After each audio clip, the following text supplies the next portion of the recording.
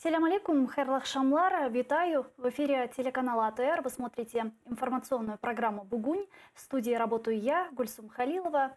И в этом часе мы планируем обсуждать очень много новостей, которые, естественно, касаются временно оккупированного Крыма.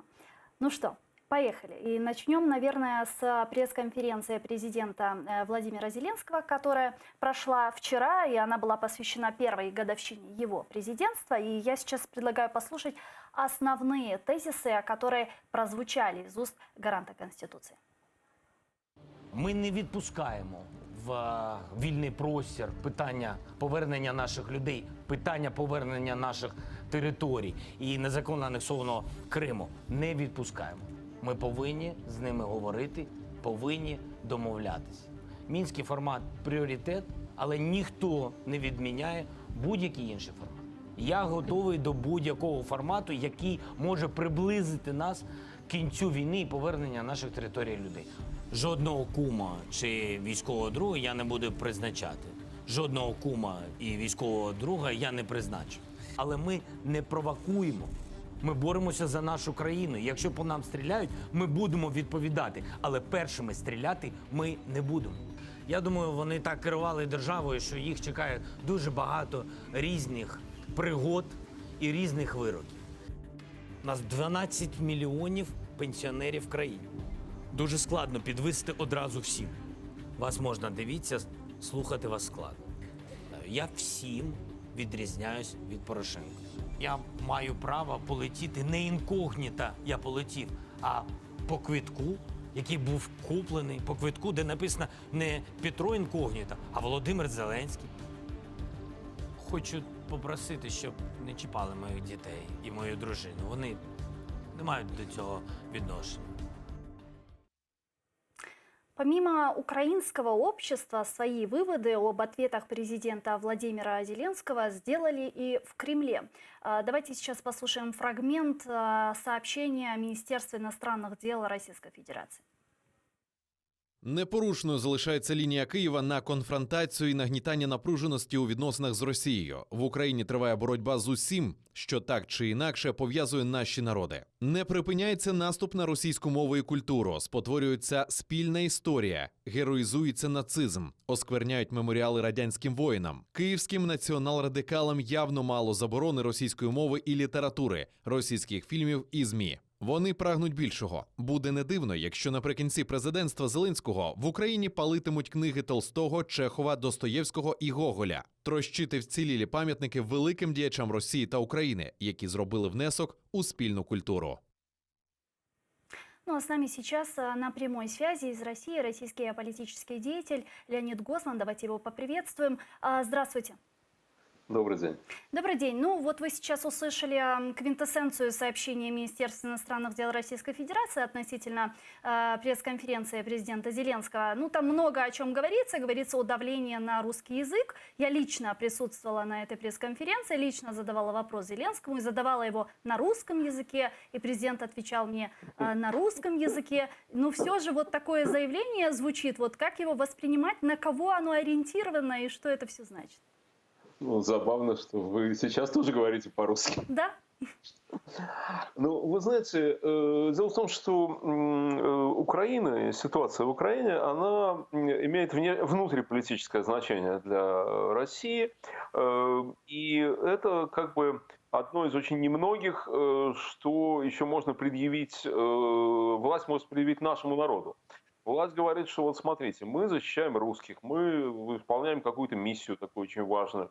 И поэтому всякие мелочи, типа там, какие у нас пенсии и так далее, об этом только враги народа и скрытые бандеровцы могут спрашивать. Да? Вот. Но это уже тоже не действует на самом деле. В России накопилась усталость от Украины. Я прошу прощения, это может звучать как-то нехорошо по отношению к Украине, но не от Украины, разумеется, а усталость от вот этой постоянной антиукраинской кампании. Усталость от того, что постоянно на всех наших каналах обсуждается Украина, президент Зеленский, что вы там делаете с обучением, с пенсиями там, и так далее. Понимаете, у нас в стране хватает своих забот. честно говоря, да? Вот, и у нас есть президент Путин, который уже вечный совершенно, у нас хватает проблем с пенсиями, пенсионный возраст повышен и прочее. То есть уже практически всем людям в России понятно, что проблема Украины используется исключительно для того, чтобы попытаться отвлечь внимание от проблем собственной страны. Уже такого энтузиазма в борьбе бандеровцев в защите русских там, и так далее, которые действительно, к стыду нашему, наблюдалось в нашем обществе в 2014 году после аннексии, такого уже, слава богу, нету. Но это правда, действительно, во всех программах, пропагандистских программах, как только не откроешь, там говорят только про Украину. Но вот людей, вот вы говорите, люди устали, они как-то выражают это свое недовольство, это как-то проявляется? Ну, вы знаете, а как это может проявляться? Выборов у нас нет. Вот. Мы же не хотим, как в Киеве, понимаете, чтобы люди выбирали президента. Вот. Значит, выборов у нас нет. Федеральные каналы подконтрольные. Поэтому проявляться это, ну, а тем более сейчас пандемия, люди дома сидят. Вот. Но если вы поговорите с кем-то вот, в разговорах, да, это проявляется очень сильно. Очень сильно. Всех уже достала это сам. Вот эта вся проблема.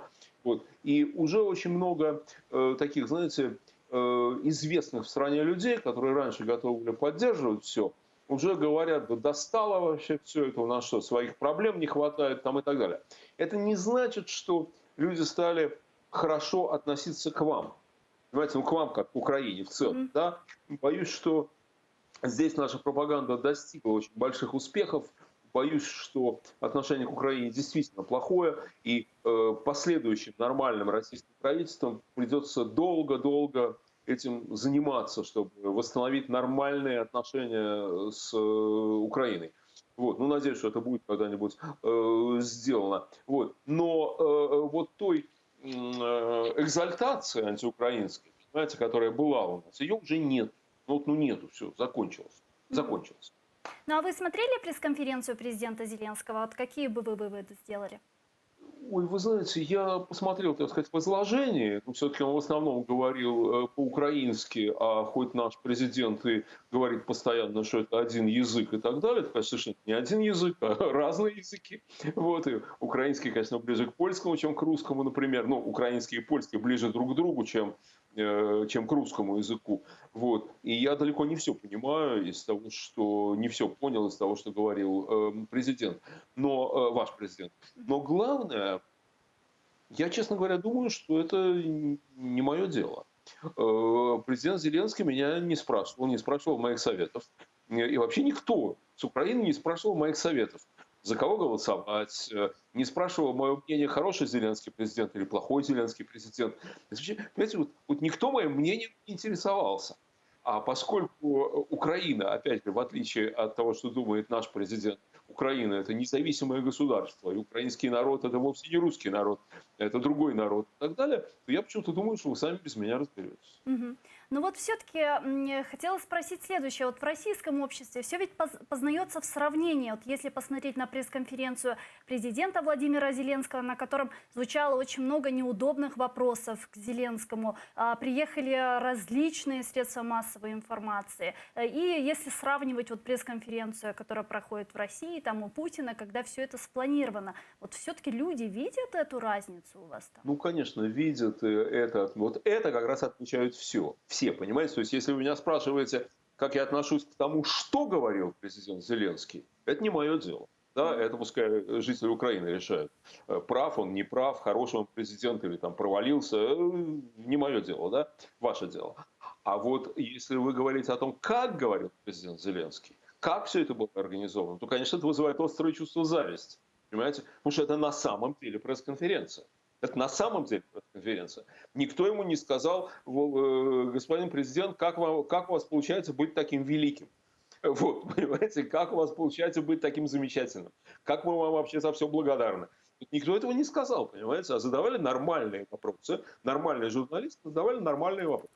На какие-то вопросы Зеленскому было легко, по-видимому, отвечать, на какие-то ему было трудно отвечать. Среди журналистов были его сторонники, которые, возможно, даже задавали специально вопрос, чтобы ему было легко ответить. Я этого совершенно не исключаю, а чего такого страшного, да? Но были люди, которые, наоборот, его пытались загнать в угол. И вот он, когда загонялся, ну, как... Ну, в общем, это нормальное.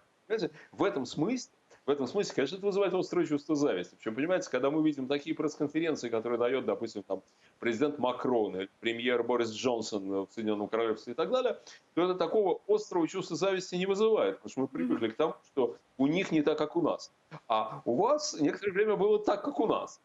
И когда теперь у вас стало нормально в этом смысле, да, я понимаю, что у вас количество проблем там и так далее, да, вот, но когда в этом смысле, по крайней мере, у вас стало нормально, то, конечно, мы этому очень сильно завидуем. Я этому завидую. Мои товарищи, мои друзья очень завидуют вам. В этом смысле я надеюсь, что у нас когда-нибудь в этом смысле будет так же, как у вас.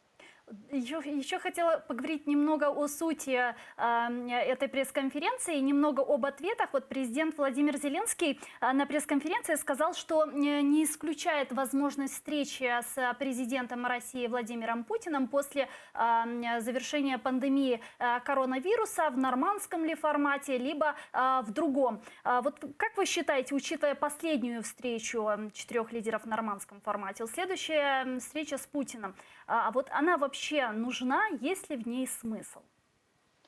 Ну, вы знаете, это решать Путину и Зеленскому, есть им смысл сейчас или нет. Но я, например, вот если бы я был гражданином Украины, да, то я бы приветствовал готовность моего президента встречаться хоть с чертом, хоть с дьяволом, понимаете, ради решения проблем моей страны. Вот. Если президент Зеленский считает, что встреча с Путиным в любом формате может быть полезна Украине, он обязан встречаться с президентом Путиным. Это нормальное дело. У него работа-то, понимаете, не пальцы расставлять, понимаете, какой я крутой. Да? У него работа решать проблемы Украины. Ему это доверили. Ваши сограждане доверили ему это. Да? И поэтому и возвращение территорий, и прекращение войны, и обмен пленными, и проблемы экономики и так далее, он должен их решать. И ради этого он должен делать все. Абсолютно все. Ну, Вот. понятно, да, что нужно Украине, понятно, какие вопросы, естественно, ставим мы, но тут вот фактор России, феномен России ведь другой. Ведь Путин не хочет, допустим, говорить о Крыме, и об этом неоднократно говорила его пресс-служба. И вот вчера на пресс-конференции даже президент Владимир Зеленский озвучивал этот факт, что Крым Путин вообще не хочет поднимать, да? Ну, то есть со стороны Российской Федерации, вот России нужна такая встреча, что и может заставить Путина пойти на нее и садиться за стол переговоров по теме Крыма? России нужно прежде всего укрепление власти, то есть властям России нужно укрепление собственной власти. Больше им ничего сейчас не нужно, да, и ради этого все и делается. И чего они точно не хотят вас отпустить, понимаете? Вот этого они не хотят. Для них свободная демократическая Украина – это угроза их существованию.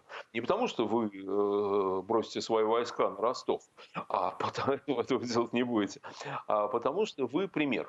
Понимаете, у нас одно из оснований нашей идеологии, сегодняшней официальной идеологии России, это то, что Россия такая особая страна, потому что православие, потому что славяне, потому что еще 25 каких-то глупостей. Вот, и поэтому у нас не может быть демократия. Вот. Но если у вас может быть демократия, если у вас может быть все нормально, значит и у нас может быть нормально. Потому что у нас действительно очень много общего в культуре и в истории страны. Да? И часть нашей истории вообще совместная. Вот. Поэтому для них ваша свобода недопустима.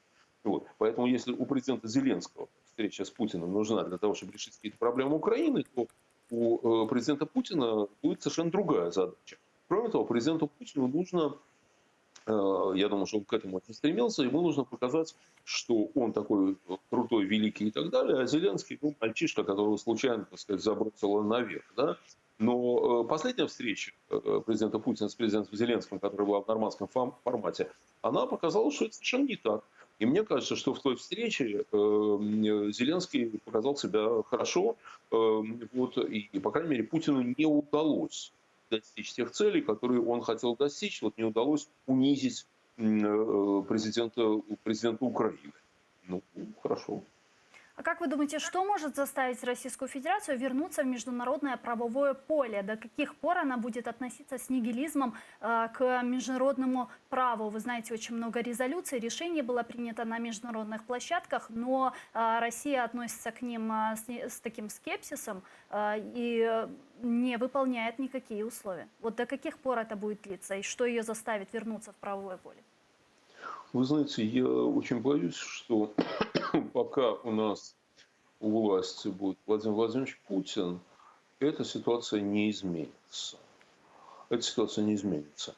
Потому что для него отказ от той внешней политики, которую он сейчас ведет, равносильно потере должности, а потеря должности может быть равносильно потере свободы там, и так далее. Да?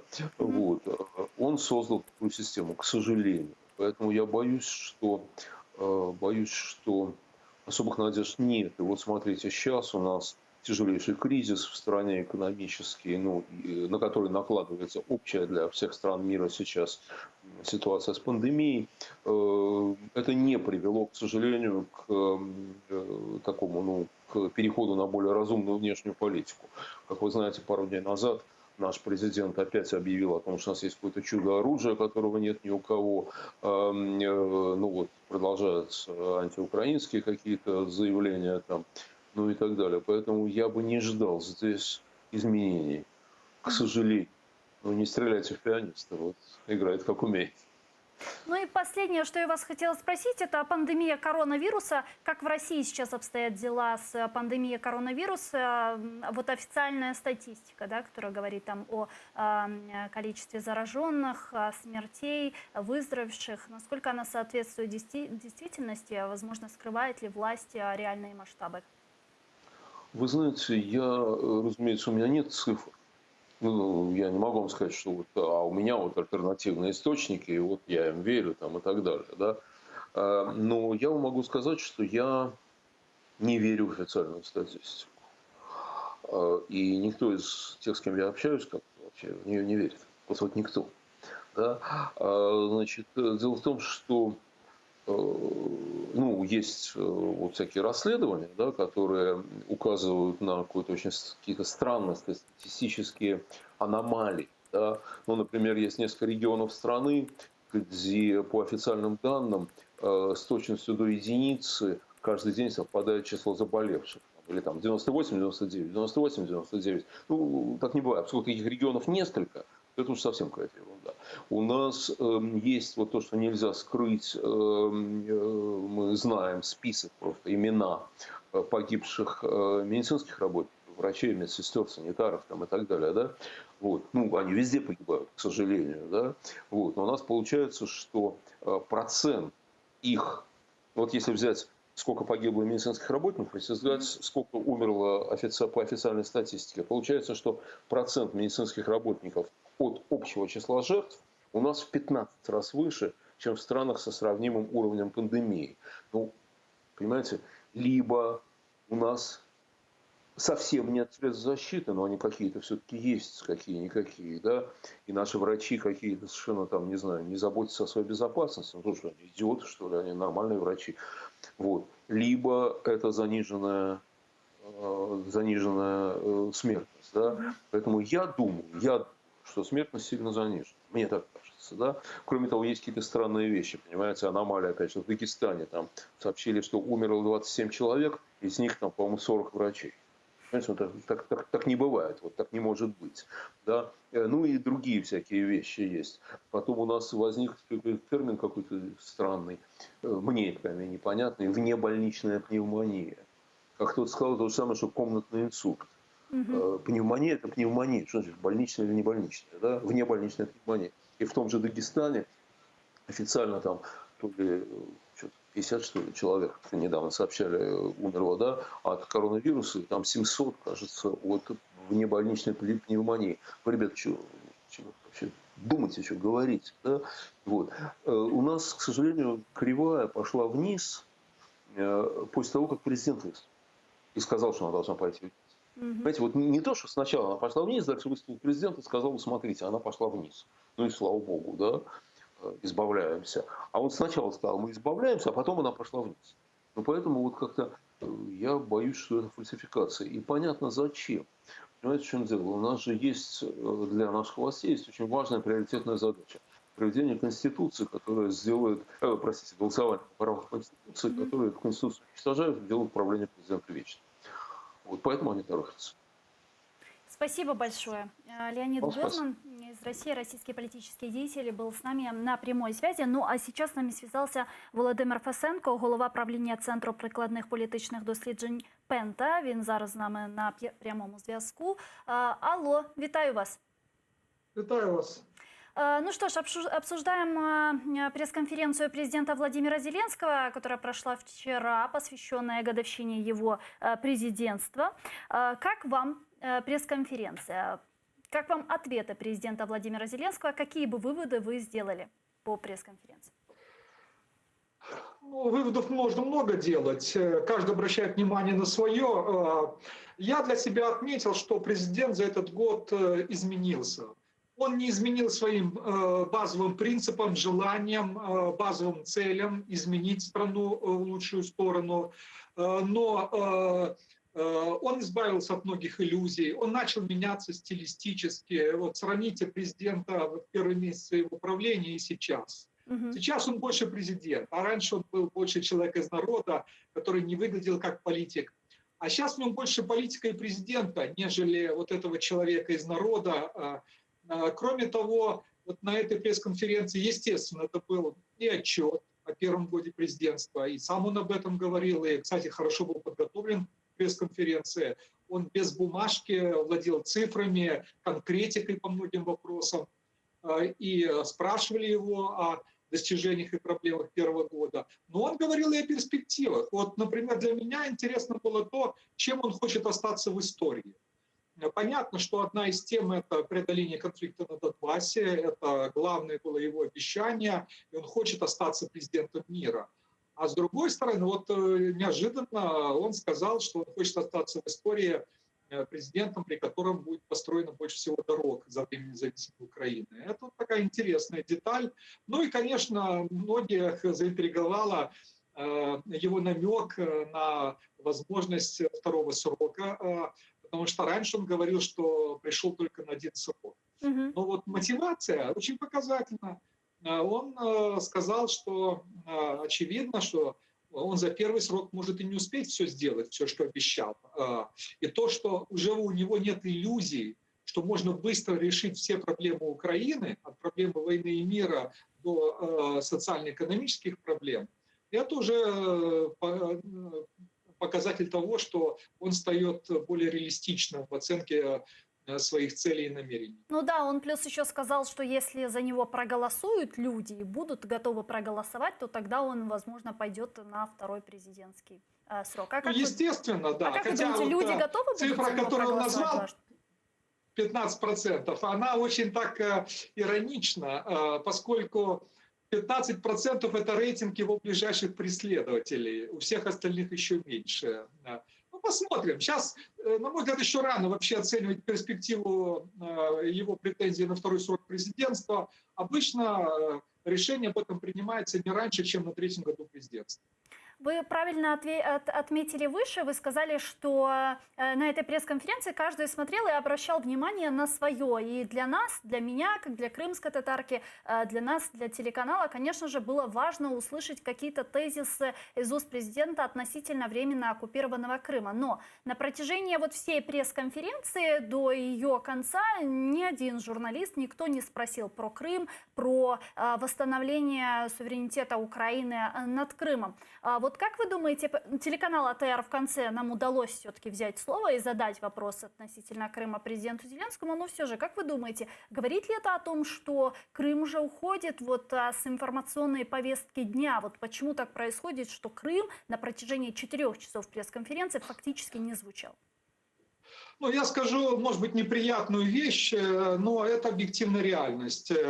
В Украине очень многие, за исключением крымских татар, за исключением тех, кто связан с Крымом родственными связями, исторически связан, ну и по каким-то другим причинам. Для абсолютного большинства простых украинцев Крым – это сейчас тема, которая осталась в 2014 году. И их, конечно, больше волнует, ну, большинство это социально-экономические проблемы, уровень жизни, вот нынешняя эпидемия, кризис, который надвигается на страну. Ну и, конечно, кого-то там интересуют текущие политические проблемы. А Крым стал скорее вот историческим таким явлением. Конечно же, абсолютное большинство украинцев не собираются отказываться от Крыма и не признают его российским. Но, увы, эта тема не является сейчас первоочередной, актуальной. Потому что на Донбассе все-таки идет война, а с Крымом не связано каких-то вот актуальных новостей, которые касаются абсолютного большинства украинцев. И это проблема. Но ведь Именно по повестку этой дня причине... тоже задают СМИ, но вот вы говорите, война на Донбассе, там стреляют, но на самом деле на территории временно оккупированного Крыма тоже ежедневно идут репрессии в отношении вот людей, которые не смирились с этой оккупацией. Это правильно, но да. не забывайте, что связи, вот таких личностных связей с Крымом, у меньшинства украинцев, вот у крымских татар, прежде всего, у тех, у кого есть родственники в Крыму, кто следит тщательно за ситуацией в Крыму. А с Донбассом все-таки у гораздо большего числа жителей Украины есть связи. У нас только вынужденных переселенцев из Донбасса более миллиона. Ну, точной статистики нет, она очень различается. Кроме того, есть воины, которые там находятся, и мы каждый день получаем сведения о том, что кто-то погиб или ранен. Поэтому это более такая, знаете, вот свежая рана. Потому что Крым – это рана 2014 года. Раны, которые, к сожалению, привыкли. И вот правильно сказал Зеленский, что о Крыме постоянно надо напоминать. Напоминать и на международной арене, чтобы не забывали об этой проблеме. Напоминать и внутри страны. Потому что о Донбассе напоминает, вот, к сожалению, драматическая, трагическая сводка новостей ежедневная. А по Крыму это немножко другая ситуация. Так что Крым должен быть в повестке дня, и это задача всех неравнодушных людей, и политиков, и журналистов. А как вы считаете, вот в каком составе международных стран и организаций, возможно, в каком формате Украина уже начнет свое непосредственное обсуждение восстановления суверенитета Украины над Крымом? Ну, Зеленский дал ответ на этот вопрос, что он пытается это делать, но ситуация здесь абсолютно не поменялась. Россия в любых форматах, я это подчеркиваю, Россия в любых форматах отказывается обсуждать тему Крыма. Она не будет этого делать. Задача среднесрочной стратегии России заключается в том, чтобы все привыкли к оккупации Крыма. Не к тому, чтобы признали, а чтобы привыкли, как все время случилось со странами Балтии еще в советские времена. Поэтому это очень непростой вопрос. Я думаю, что здесь наше дипломатическое ведомство должно очень креативно подумать над созданием такого формата. Очевидно, что он будет без России. А вот сейчас, где звучит тема Крыма, где Украина старается атаковать Россию, это площадка ООН, ежегодно принимаются резолюции, и мы напоминаем в разных формах об оккупации Крыма именно в Организации Объединенных Наций. И в Международном суде ООН сейчас идет судебный спор, есть еще морской арбитраж, правда, то есть судебные площадки. А вот нужно создать какой-то постоянно действующий международный формат с привлечением дипломатов и политиков из разных стран, общественных деятелей, для того, чтобы тема восстановления украинского суверенитета над Крымом она обсуждалась.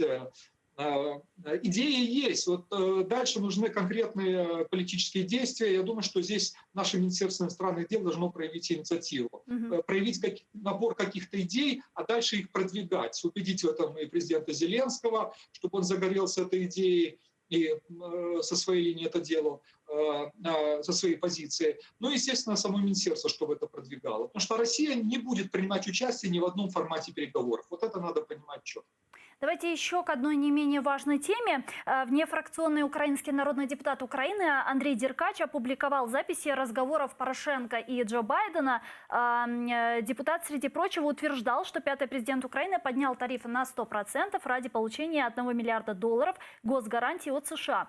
Деркач также заявил, что в 2016 году госсекретарь США Джон Керри вместе с Байденом настаивал на увольнении генпрокурора Шокина, который расследовал дело бьюризма и в итоге вышел на отца и сына Байденов. Издание «Европейская правда», ссылаясь на свои источники, сообщает, что якобы в Госдепе США считают, что производство по этим записям может повлиять на американские выборы. Давайте послушаем цитату.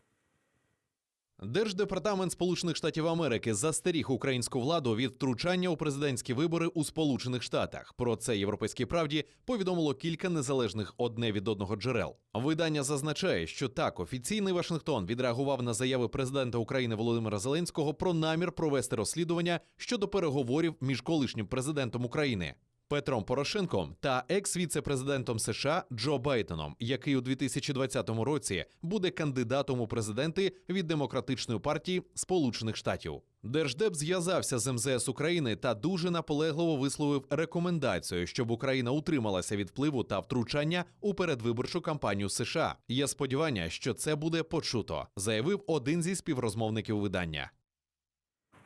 Вот как вы думаете, не веет ли тут пятой колонной? Потому что вот некоторые политики, украинские политологи говорят и связывают Андрея Деркача и говорят о нем как человеке, который занимал всегда промосковскую позицию, и якобы вот эти пленки ему могла передать Российская Федерация для дестабилизации ситуации. Вот реально такое?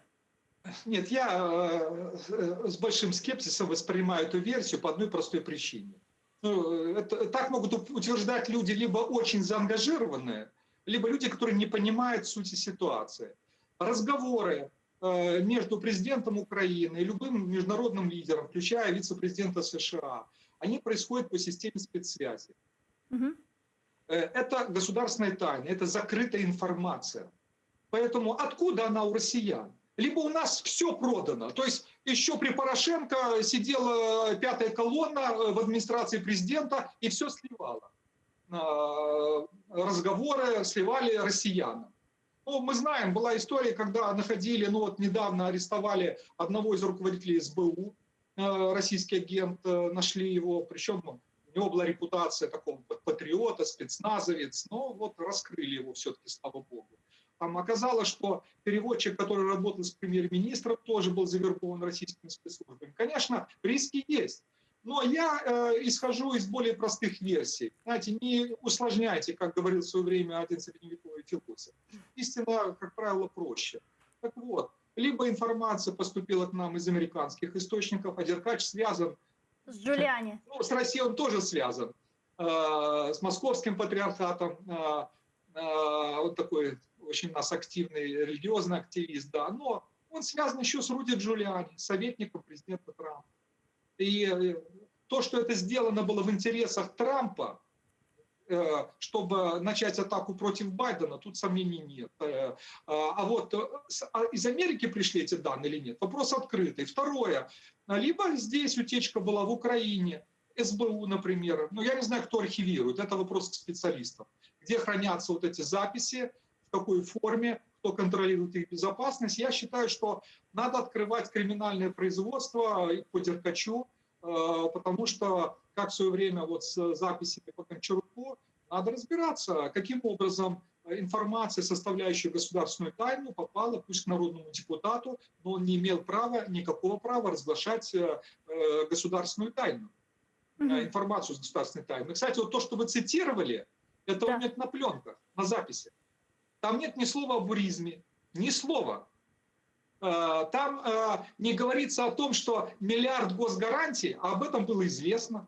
О миллиарде госгарантий его давали не один год. То есть ничего сенсационного нового мы не узнали? Ничего принципиально нового, никаких больших сенсаций. Поэтому надо делить на два. Там Деркач много от себя говорил, то, чего не было на пленках. И для меня более актуальная версия, что это сделано в интересах Трампа и его избирательной кампании. Соответственно, для президента Зеленского и его команды надо быть крайне осторожными, чтобы не влезать в предвыборные разборки в США. Вот они полгода, с сентября прошлого года старались этого не делать. Это было абсолютно правильно. И сейчас нужно придерживаться нейтралитета. Мы должны сохранить двухпартийную поддержку Украины, не влезая вот в эти конфликты. В пресс-службе Джо Байдена отреагировали вот и назвали эти пленки якобы Деркача отредактированными. И, если я не ошибаюсь, даже сравнили эти пленки с дыркой в бублике. Вот как это все повлияет на выборы в Соединенных Штатах Америки? Как-то повлияет? Ну, я думаю, что вот если все останется в таком виде, как сейчас, то вот в нынешнем виде эти пленки, эти записи никак не повлияют. Потому что там никакого особого компромата против Байдена нет. Ну да, там есть вещи, которые могут использованы быть против Порошенко, потому что там на этих записях он говорит, что он пошел там, ну, по Абрамавичусу на нарушение закона. Но это еще надо доказать, где он, как нарушил закон. Но, во всяком случае, там какие-то претензии к Порошенко могут быть, либо моральные. Лесть там была такая, что, ну, скажем так, не в лучшем виде выглядел Петр Алексеевич на этих записях. А для Байдена я не вижу никаких особых рисков. Но, видимо, цель такая. Сами записи должны стать поводом для расследования. Сначала в Украине, а потом, может быть, будет попытка как-то перекинуть это расследование в США, либо через расследование этих записей выйти на какие-то материалы по кампании Буризма и потом это использовать против Байдена. Поэтому думаю, что это многоходовка, и у этого скандала еще может быть продолжение. Спасибо большое. Дуже дякуємо вам. Володимир Фесенко, голова правління Центру до побачення прикладних політичних досліджень Пента, був з нами на прямому зв'язку. А зараз з нами політолог Тарас Чорновіл на прямому зв'язку. Вітаю. Доброго дня, вітаю вас. Доброго дня. Да, ну давайте, наверное, начнем с пресс-конференции президента Владимира Зеленского. Хотела бы услышать тоже ваше мнение относительно этой конференции. Какие выводы вы сделали, чего нового услышали от президента? Ну, давайте так, мої висновки, щоб дуже коротко першою фразою, діаметрально протилежні до того, що тільки що сказав пан Фесенко. Це не вперше, він завжди хвалиться, що робить президент. Я, як правило, дуже часто критикую. Але коли ми говоримо про деякі обставини, ну, от вам, дякувати Богу, пощастило все ж таки прорватися, вирвати останнє питання з приводу Криму. І я звернув увагу, мене, як кажуть, я не злопам'ятний, я процитую, і пам'ять мене добре. Я звернув увагу, що те ж саме питання про конституційні зміни, якими дійсно закріпити статус Криму, не як якоїсь сепаратистської автономії, як його зробили в 90-х роках, а як автономії національної кримськотатарського народу, ви це питання задавали Володимиру Зеленському і на попередньому, пану прес-марафоні, який був і сказав, я нічого не знаю, я розберуся. Зараз він цього повторив те саме. Тобто, хоча б зустрівся перед цим, звітував, що зустрівся з лідерами кримсько-татарського народу, але й то тільки через те, що це була одна з умов, яка була поставлена Реджепом Ердоганом. Щодо інших питань, знаєте, я колись сам на прес-конференції, я дуже добре знаю, як це робиться. На прес-конференцію запрошують певну кількість каналів, де власне зацікавлені в добрих з президентом, і їм роздають питання, які президент вивчає на пам'ять. І ви, вибачте мені, але пам'ятати так добре цифри, інші речі, людина, яка не є технарем, яка не є економістом, не буде. Відповіді на цілий ряд питань, особливо економічного характеру, де він відповідав дійсно, завчено, відразу, ще питання не закінчене, але він же зривався відповідати, вони були підготованими. Це домовлені питання, це стара історія, це ефект так званої теплої ванни. Була певна кількість людей, питання яких були йому принаймні поінформовані. І була допущена невелика кількість журналістів, далеко не всі з опозиційного представництва, але які могли поставити, ну так, скажімо, ваш канал, які змогли поставити питання, які хотіли. Тому насправді прес-конференція, на мій погляд, 3/4 прес-конференції – це є констатація красивої, гарної картинки, яку ми чуємо в кожному твіті, в кожному виступі прем'єр-міністра Шмигаля, які не мають відношення до роботи президента. У мене просто було цікаве питання по його відповідальності. По кримських татарах він сказав дуже розпутно вставлені. По війні на Донбасі він, вибачте, а він не сказав взагалі абсолютно нічого. Він тільки дав зрозуміти, що його попередня версія «просто треба перестати стріляти», його черговий раз неправильно зрозуміли, що він мав на увазі, що українцям треба перестати стріляти, росіянам. Ну, власне, не росіянам. Він ні разу не обізвався, що це російська напряму агресія. Він підтримує версію, що Росія просто може впливати на бойовиків. Тому я, чесно скажу, я хотів почути на прес-конференції нормальні відповіді, оскільки перше, що я побачив, він дійсно навчився вже хоча б якось відповідати. З цієї прес-конференції можна зробити красиву нарізку. Я прослухав всі 3 години, я вишукував адекватні відповіді на питання, але крім заготованого звіту за роботу Кабінету міністрів, я, чесно кажучи, нічого не почув. Та й то з дуже прикрашеними цифрами. Но вот глобально вы заметили какие-то изменения в президенте Владимире Зеленском? Все-таки уже год прошел, да? Вот раньше, вот он, когда пришел, он был человеком из народа, а вот сейчас вот вы в нем президента увидели? Ні, перше, він ніколи не був людиною з народу, тому що людина з народу не має в офшорних компаніях велетенської кількості ресурсів і не має з дружби з олігархами і не має велетенської кількості нерухомості в різних країнах світу. Тому він ніколи не був людиною з народу. Він грав образ Голобородька, який мав бути президентом з народу. Він цей образ певний період продовжував грати, перебуваючи на посаді президента. Останніх кілька місяців він від цього образу відмовився.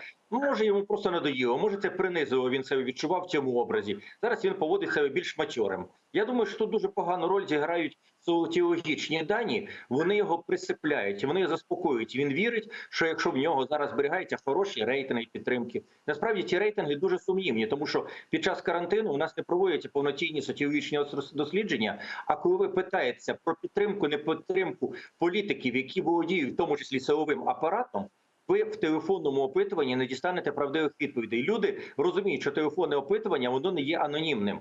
Відповідь їхня фіксується з їхнім номером телефону. І тому перестерігання, острах у людей в цьому плані є. Останні опитування, які були явними, давали результат в 1,5, майже 2 рази менше. Тому, на мій погляд, його заколисують ці цифри, і він вирішив, що він все прекрасно, його народ далі продовжує любити, його нічого не лякає. І в такому випадку людина починає себе поводити так, це є таке слово матьорий. От подібне пройшов Янукович. В 10-му, давайте згадаємо, році він поводився зовсім інакше, ніж в 12-13.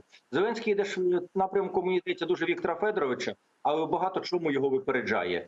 Він в самовпевненості в нього побільшало, логіки в відповідях, питаннях більше не стало, але при тому всьому він навчився більш зв'язно говорити. Ну і плюс ще одне. Він досі живе в парадигмі, що він проти Порошенка. Він не може втриматися, коли згадці проскакує щось зв'язане з Порошенком, він просто зривається. Коли журналісти починають в питанні задавати випади проти Порошенка, він просто розпливається в радості.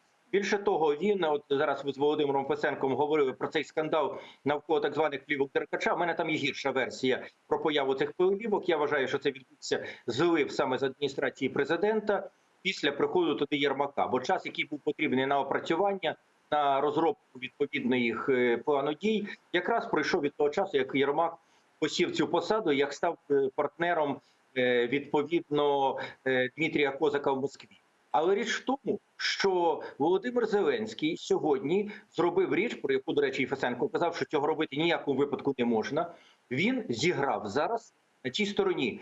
Його підвела, його персональна, просто така абсолютно мотивуюча річ, яка є ненавистю до Порошенка. Він почав заявляти, що вже відкриті кримінальні провадження, тощо там.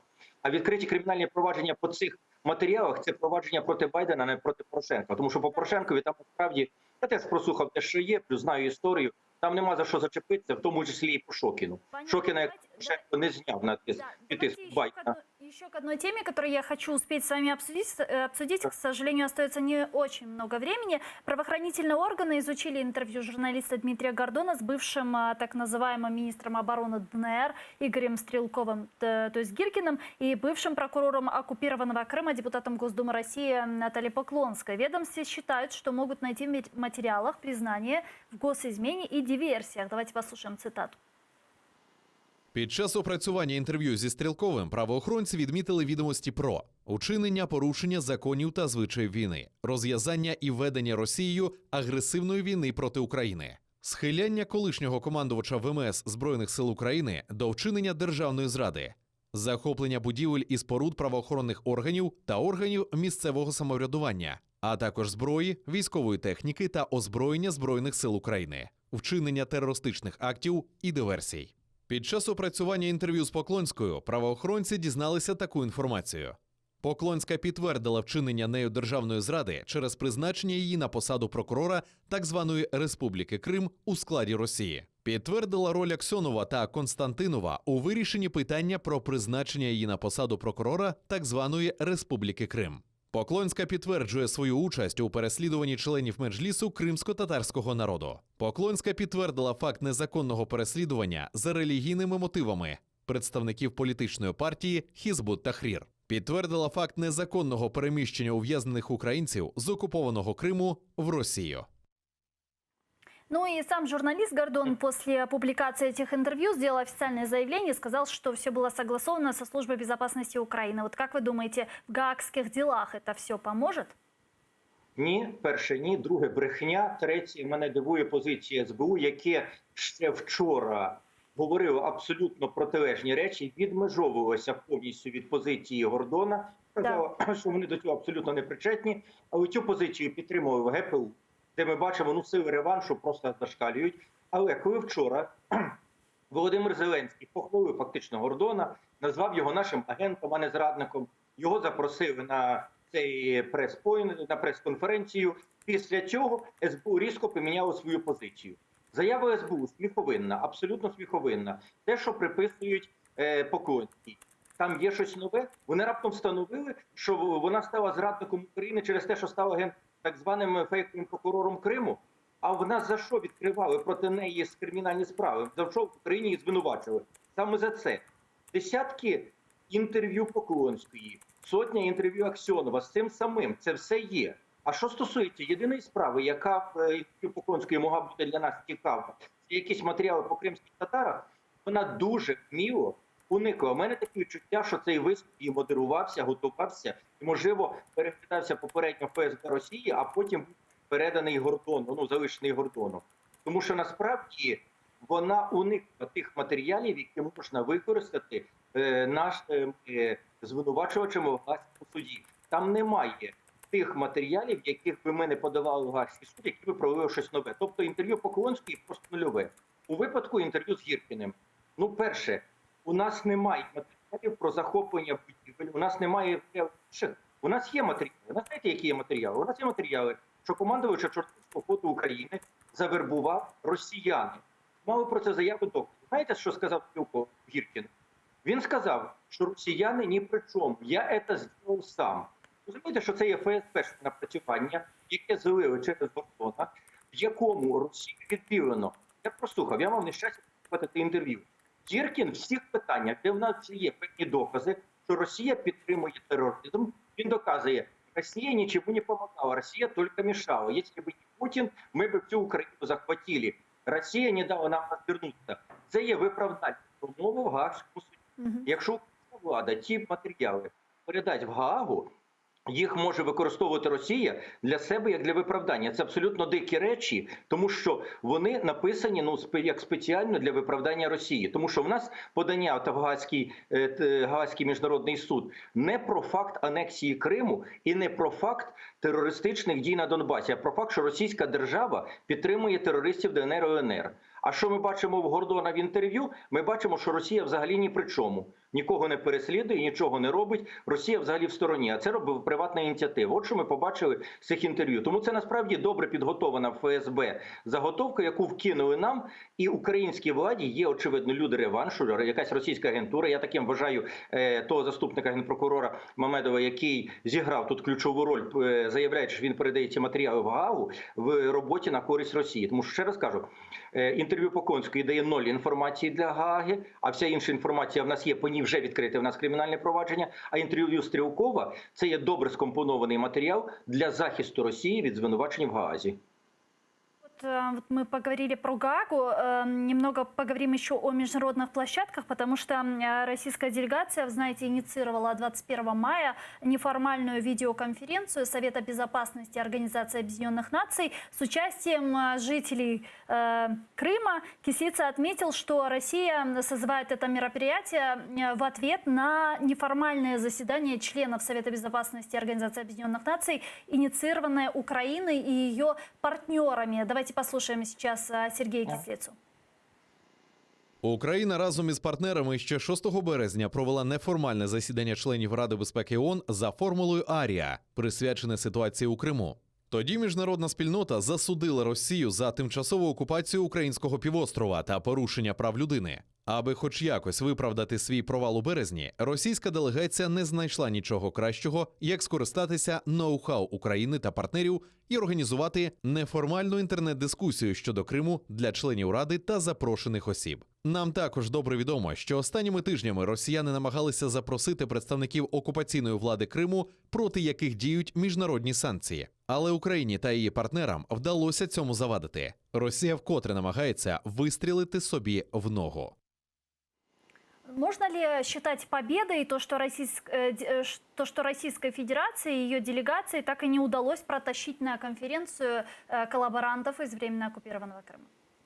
Ну, я вважаю, що це дуже правильний хід. Наш представник сьогодні, пан Кислиця, є достатньо фаховим дипломатом, його відповідь адекватна. Єдине, що Росія буде це продовжувати. І тому тут треба грати десь і на випередження. Тут є один юридичний момент, я думаю, що Кислиця добре про нього знає, просто в цій цитаті про це не йшлося. Коли Україна проводила це ноу-хау, Україна виступала як країна, Крим, до якої належить територіально. Крим – це є територія української держави. Крим – це батьківщина кримських татар, в першу чергу, але Крим – це територія української держави. І тому ми маємо право проводити засідання щодо Криму, з залученням мешканців Криму і тому подібне. Росія, використовуючи людей з окупованих територій, проводячи якісь телемости з людьми, які перебувають на окупованих територіях, порушує, крім всього іншого, Віденську телеконвенцію щодо окупованих територій. Організація Об'єднаних Націй, на основі якої, на базі якої ухвалювалася Віденська конвенція, має категорично це відкинути, тому що використання ООН для контакту безпосередньо з окупованою територією, де під дулами автоматів окупантів будуть виведені якісь люди, правильні, неправильні, не має значення. Це є узаконення окупації, ще раз кажу, порушення міжнародних конвенцій ООН. Тому сказати те, що як сказав пан Кислиця, я тут єдиний з ним не згоден, що Росія повторює українське ноу-хау, ні. Українське ноу-хау було дійсно хорошою річчю, це добре. Росія так хоче зробити. Це є фактом міжнародного злочину, який є порушенням Віденських конвенцій. А чего хочет добиться Россия, вот инициировать? Да, чего она добивается? Чому Росія добивається? Вона добивається постійної такої ніби втоми від цієї теми, нав'язування, щоб люди поступово змирилися, так як колись змирилися з тим, що окуповані Курильські острови Японії, так як змирилися в міжвоєнний період окупацію Прибалтики. Ніхто ніколи не визнав на Заході, що 3 Балтійські держави є частиною Радянського Союзу. Але з цим змирилися. Росія це хоче зробити щодо Криму. У мене є старий мій рецепт, який я, на жаль, бачу зараз не дуже серйозно втілюється для України. Вести Крим, тему Криму в Мінські домовленості, в нормандський формат буде дуже важко, Росія це заблокує, ми це розуміємо. Але ми маємо робити так, щоб був цей ефект куска розпеченого заліза, який опікає руки, коли його мусиш відкинути. Має двічі на рік Україна ініціювати. Я розумію, зараз карантин, зараз не проходять засідання Радбезу ООН, Генеральної асамблеї, але ми 2 рази на рік завжди ініціювали засідання Генасамблеї по Криму. 1 раз по незаконній анексії, 2 раз, як правило, в кінці року, питання про переслідування, знущання, фактично факти геноциду проти кримсько-татарського народу. 2 резолюції, 2 засідання Генасамблеї ООН – це була обов'язкова тема. Їх, незалежно від карантину, треба готувати і подавати за місяці наперед. Ми нічого не зробили по першому засіданні, по незаконній окупації в цьому році, можна списати на карантин. Але ми вже сьогодні повинні збирати підтримку на 2 засідання на кінець року. Вже зараз, вже на початку літа треба збирати підтримку для того, щоб провести 2 засідання Генасамблеї з теми, власне, винести на засідання Генасамблеї тему порушення прав кримсько-татарського народу і українського населення в Криму так само. А цього поки що не робиться. Крим має стати темою, яка для Росії стане дуже болісною. Я розумію, що доки живий Путін, вони Крим не віддадуть. Але Путін смертний. Дай Боже, щоб швидше. І в той момент, коли він помре, в Росії спадкоємців диктатори не залишають. В Росії буде якийсь період хоча б якоїсь смути. І оцей період багато хто побіжить до США, до Європи за підтримкою.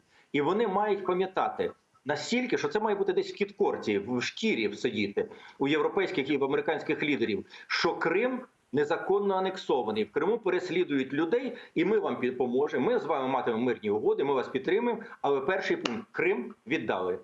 Пішли з Криму без ніяких пунктів. Якщо це не буде вбиватися їм в пам'ять, ми дочекаємося, досить скоро дочекаємося смерті Путіна. Прийде хтось новий, незалежно хто, хоч Навальний, хто завгодно, який повторить фразу «Крим наш». Тому і, може, трошки м'якше буде поводитися щодо місцевих мешканців, щодо кримських татар, і то тільки на першому періоді. Далі знову почнеться оцей від'явлений російський шовінізм. Спасибо большое. Политолог Тарас Дякую вам. Чорновол был с нами на прямой связи. Дуже дякуємо вам. Ну, а мы не прощаемся, буквально прерываемся на несколько минут. Эфир телеканала АТР продолжает информационная программа «Бугунь». Не переключайтесь, скоро Шкенджи.